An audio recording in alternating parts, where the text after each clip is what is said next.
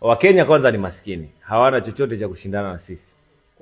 Wakenya, Kenya nzima ni maskini. Kwa nini? Kwa sababu watoto wa kiume wanabishana masuala ya unga. Nimekuwa nikiwaambia mara nyingi. Wewe mara yako ya mwisho kwenda dukani kununua unga ni lini?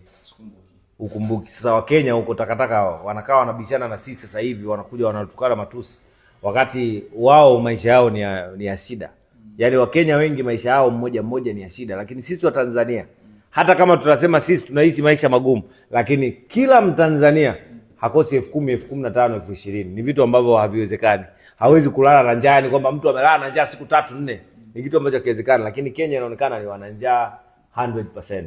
Madogo wanashinda ghetto huko, hawana kazi ya kufanya, wanakabana, wanafanya nini? Kwa hiyo binafsi naweza nikasema Wakenya baada ya kushindwana kwenye masuala ya kushindana kuhusiana na fedha, sasa hivi wamekuja na njia nyingine ambayo binafsi naona kama wamebugi, ni ya kipumbavu.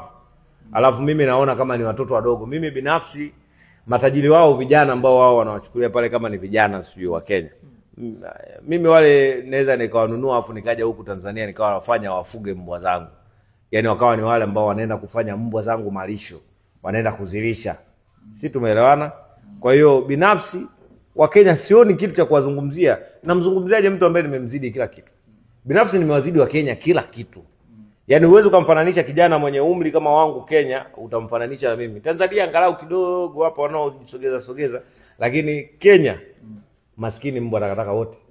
Vijana wote wanaojifanya wao ni wapigania haki, sijui wanafanya wanapigania maisha wengine wakati wao wana njaa, na nunua wote takataka wale. Uwezo kumpigania mtu ashibe wakati wewe tu binafsi una njaa. Kitu ambacho kiwezekana.